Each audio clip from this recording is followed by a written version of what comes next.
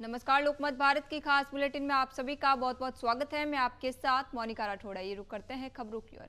मंदसौर में block Congress committee ने राष्ट्रपति के नाम ज्ञापन सौंपकर दिल्ली में छात्रों पर हुए कथित लाठीचार्ज और विपक्षी नेताओं के साथ हुए कथित अमानवीय व्यवहार के विरोध में निष्पक्ष जांच की मांग की है। ज्ञापन में कांग्रेस नेताओं ने कहा कि लोकतांत्रिक व्यवस्था में अपनी मांगों को लेकर शांतिपूर्ण प्रदर्शन करना प्रत्येक नागरिक का संवैधानिक अधिकार है। उनका आरोप है कि प्रदर्शन कर रहे छात्रों पर बल प्रयोग लोकतांत्रिक मूल्यों और संविधान की भावना के अनुरूप नहीं है। ज्ञापन के माध्यम से राष्ट्रपति से पूरे मामले की उच्च स्तरीय एवं निष्पक्ष जांच कराने, दोषी अधिकारियों के विरुद्ध आवश्यक कार्रवाई करने तथा भविष्य में ऐसी घटनाओं की पुनरावृत्ति रोकने के लिए उचित निर्देश जारी करने की मांग की गई।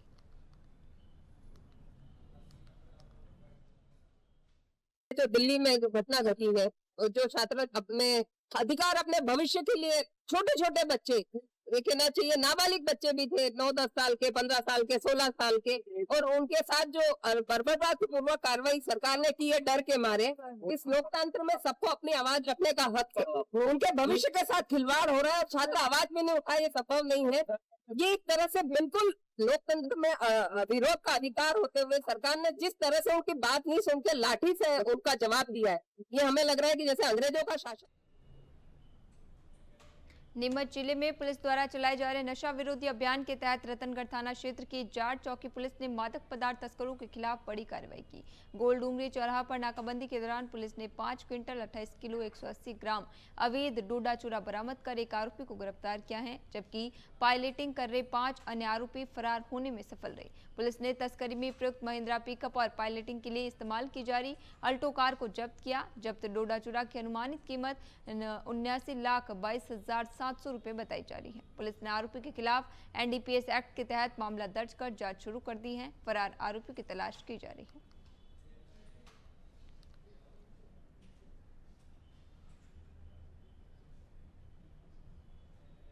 मंदसौर में मुक्तिधाम बड़ी पुलिया पर जाम पाइपों के कारण जल निकासी व्यवस्था प्रभावित हो गई है। बारिश का पानी सड़क पर जमा होने से फिसलन बढ़ गई है, जिससे दुर्घटनाओं की आशंका बनी हुई है। स्थानीय लोगों के अनुसार दोपहिया वाहन चालक, स्कूली बच्चे और राहगीर सबसे अधिक परेशान हो रहे हैं। क्षेत्रवासियों ने नगरपालिका और संबंधित विभाग से जाम पाइपों की तत्काल सफाई कर जल निकासी व्यवस्था दुरुस्त करने की मांग की है। उनका कहना है कि बरसात में लापरवाही किसी बड़े हादसे का कारण बन सकती है, इसलिए प्रशासन को शीघ्र कार्रवाई करनी चाहिए। दूसरा धंधा जी बताए क्या समस्या आ रही है? हमारे जो बड़ी पुल, जो पुरानी पुलिया है, हम उधर से रात को आते हैं तो दिन में निकलते हैं, रात में वहाँ पे पानी दोनों तरफ पानी भरा था और वो कचरा जो है मिट्टी भरी हुई उन पाइप के अंदर, तो ये गड्ढे भरे हुए पानी के, तो जो मोटरसाइकिल वाले और ये निकलते ना, इनको काफ़ी दिक्कत आ रही है और वो बीच में निकलते हैं, वो बड़े वाहन आते हैं रात को, तो आशंका मतलब एक्सीडेंट की आशंका काफ़ी मात्रा में हो रही है वहाँ। क्या जाम है? क्या पाइप क्या हो रहा? पाइप जाम है दोनों तरफ, जो पानी। मंदसौर में एक और जहां कई क्षेत्रों में लोग पानी की कमी से जूझ रहे हैं, वहीं दूसरी ओर पशुपतिनाथ छोटी पुलिया के पास बड़ी मात्रा में पानी लगातार बहता नजर आ रहा है।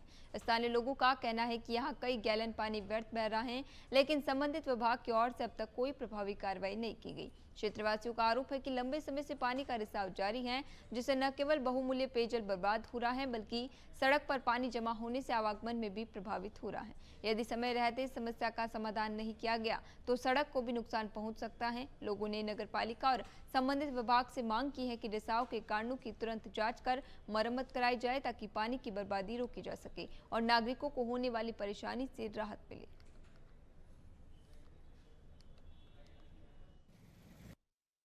या लगातार हम निकलते हैं तो ये जो पानी फिल्टर पानी है ये लगातार बह रहा है, दिन रात बह रहा है। यहाँ किसी जवाबदार व्यक्ति का ध्यान नहीं है और ये यही नहीं बह रहा, ऐसा शहर में कई जगह जो है लीकेजिंग की वजह से पानी डूब रहा है और शहर जो है पूरा पानी के लिए त्राहिमाम कर रहा है। और जो है नगर पालिका के जिम्मेदार लोगों को और नगर पालिका को इस ओर ध्यान देना चाहिए और ये जो पानी बह रहा है इसकी ओर पूरा ध्यान देकर इसे बंद करना चाहिए कि लोगों को परेशानी नहीं आए। एक तरफ तो अपन पानी बचाओ अभियान, पानी के लिए तरह तरह की योजना, एक दिन 2 दिन छोड़ के नल दे रहे हैं और रामघाट पे भी पानी नहीं है और आगे से पानी लिया जा रहा है। पानी की लगातार परेशानियां जो है शहर को देखने की पूरी संभावना लग रही है। बारिश शुरू होते ही जयसिंहनगर स्थित सामुदायिक स्वास्थ्य केंद्र की जर्जर इमारत की स्थिति एक बार फिर सामने आ गई है। अस्पताल की छतों से पानी टपक रहा है और कई जगह प्लास्टर उखड़ रहा है। हाल ही में प्रसूति वार्ड की छत का प्लास्टर गिर गया। बारिश के दौरान अस्पताल की गैलरी, पैथोलॉजी लैब और अन्य वार्डों में भी पानी और सीलन की समस्या बनी हुई है। अस्पताल में प्रतिदिन 250 से अधिक मरीज ओपीडी में पहुंचते हैं। लोग लंबे समय से जयसिंहनगर सामुदायिक स्वास्थ्य केंद्र को सिविल अस्पताल में उन्नत कर नया भवन बनाने की मांग कर रहे हैं। लोगों का कहना है कि जब तक नया भवन नहीं बनता तब तक अस्पताल को किसी सुरक्षित शासकीय भवन में अस्थायी रूप से शिफ्ट किया जा सकता है। इस संबंध में कलेक्टर प्रतिभा पाल ने कहा कि बरसात को देखते हुए अस्पताल में तत्काल आवश्यक मरम्मत कराई जाएगी। इसके बाद भवन के पूर्ण मेंटेनेंस के लिए एस्टीमेट तैयार कर संबंधित विभाग को भेजकर स्वीकृति प्राप्त की जाएगी। मैम, जो यहाँ की अस्पताल की बिल्डिंग है काफी रिसाव हो रहा है। यहाँ तक कि प्रसूति वार्ड में भी प्लास्टर गिर रहा है। कई बार एक साल से हम लोग खबर लगा रहे हैं। जो बिल्डिंग का ऐसा विषय हमारे संज्ञान में आया है, तो जो मेंटेनेंस मद से जो अभी हम लोग बेसिक इस बरसात के लिए जो करा सकते हैं वो तत्काल कराएंगे। बाकी उसके जो मेंटेनेंस का जो एस्टिमेट है वो एक बार भेज करके विभाग को वो अप्रूवल भी कराया जाएगा। लेकिन तदर्थ जो व्यवस्था है उसमें जो भी अभी सागर जिले के मोतीनगर थाना क्षेत्र अंतर्गत ग्राम सोमला में पड़ोस में रहने वाली एक महिला द्वारा 21 वर्षीय युवती पर कुल्हाड़ी से हमला किए जाने का मामला सामने आया है। हमले में युवती गंभीर रूप से घायल हो गई, जिसे उपचार के लिए बुंदेलखंड मेडिकल कॉलेज में भर्ती कराया गया। परिजनों का आरोप है कि पड़ोस में रहने वाली महिला आए दिन उनके पिता को ताने मारती थी। घटना वाले दिन जब सोना से पहले को ऐसा करने से रोका तो विवाद बढ़ गया। आरोप है कि इसी दौरान महिला ने कुल्हाड़ी से युवती के सिर पर हमला कर दिया, जिससे उसे गंभीर चोट आई। घटना के बाद परिजन घायल युवती को लेकर शिकायत दर्ज कराने मोतीनगर थाने पहुंचे। परिजनों का आरोप है कि सुबह करीब 8 बजे थाने में कोई पुलिसकर्मी मौजूद नहीं था और पूरा थाना खाली मिला। मामले में अतिरिक्त पुलिस अधीक्षक नरेंद्र सोलंकी ने बताया कि पुलिस ने प्रकरण दर्ज कर लिया है और पूरे मामले की जांच की जा रही है। वहीं थाने में पुलिसकर्मियों की अनुपस्थिति को लेकर लगाए गए आरोपों को उन्होंने नकारा। थाना मोतीनगर में गांव सोमला, वहाँ पर ये सूचना प्राप्त हुई थी कि वहाँ पर एक महिला पर जिनका नाम सोना कुर्मी, उन पर हमला कर दिया गया। तो जो प्रथम दृष्टया देखा गया कि दोनों के बीच में कुछ डोरी चोरी का विवाद था, जिसमें से सामने वाला जो पक्ष सोनम कुर्मी जो कि खुद एक महिला है, उसने कुल्हाड़ी से हमला कर दिया था। वे आउट ऑफ डेंजरस हैं और इसमें 3 लोगों को भी राउंड अप किया गया। सर, परिजनों को कहना है कि पुलिस ने रिपोर्ट लिखने में आनाकानी की। मध्य प्रदेश में 15 से 23 जुलाई तक चल रहे नशा मुक्ति जन जागरूकता अभियान सेकंड के तहत पुलिस अधीक्षक सचिन शर्मा ने बुधवार शाम कुक्षी के प्राचीन धार्मिक स्थल कोटेश्वर नर्मदा तट से नशा मुक्ति का संदेश दिया। उन्होंने प्रधानमंत्री नरेंद्र मोदी के नशा मुक्त भारत के संकल्प और मुख्यमंत्री डॉक्टर मोहन यादव के निर्देशों का अनुरूप अभियान को जन जन तक पहुंचाने का आह्वान किया। इसी दौरान अभियान में सहयोग कर रहे सामाजिक संगठनों, यूट्यूबर, नुक्कड़ नाटक कलाकारों, कॉमेडियन और इन्फ्लुएंसरों का आभार व्यक्त किया गया तथा नशे के विरुद्ध 3 प्रमुख संकल्प लेकर जागरूकता फैलाने की अपील की गई।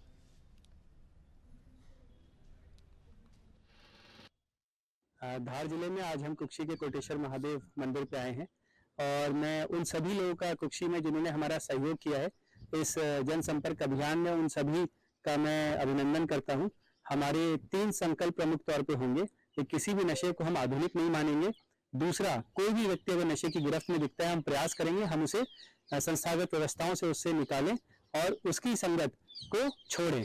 और तीसरा है, कहीं भी ऐसा कोई अपराध घटित होता दिखता है जो आपको लगता है नशा संबंधी है, खासकर ड्रग्स रिलेटेड है, आप पुलिस को बताएं जिससे कि हम उन पर निर्णायक कार्रवाई कर सकें।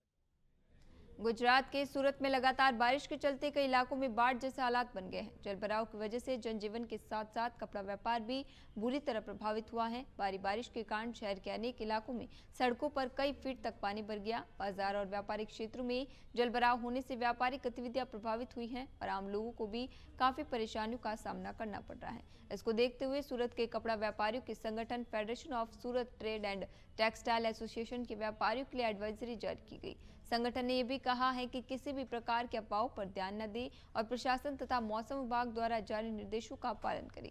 लोकमत भारत से बातचीत में नव्या पॉलीप्लास्ट प्राइवेट लिमिटेड के संचालक मनीष चौधरी ने बताया कि सूरत शहर के कई हिस्सों में भारी जलभराव है। कई व्यापारिक क्षेत्रों में आवाजाही प्रभावित हुई है, जिससे व्यापारिक गतिविधियों पर असर पड़ा है और आमजन को भी दैनिक जीवन में कठिनाइयों का सामना करना पड़ रहा है। उन्होंने कहा कि सूरत इससे पहले भी बाढ़ जैसी स्थिति का सामना कर चुका है और एक बार फिर लगातार बारिश ने व्यापारी और स्थानीय लोगों की चिंता बढ़ा दी है। फिलहाल प्रशासन स्थिति पर नजर बनाए हुए है और लोगों से सतर्क रहने की अपील की जा रही है।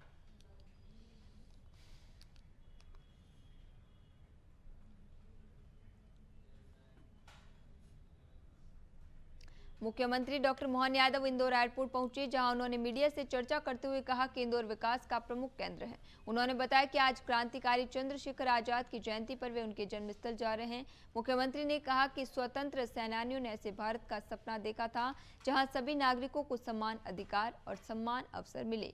उन्होंने कहा कि प्रधानमंत्री नरेंद्र मोदी के नेतृत्व में इसी दिशा में कार्य हो रहा है। मुख्यमंत्री ने बताया कि करीब 3.5 करोड़ लोगों से संपर्क और 10 लाख से अधिक सुझावों के बाद विधेयक पारित हुआ, जिससे मध्य प्रदेश समान नागरिक संहिता लागू करने वाले राज्यों में शामिल हो गया।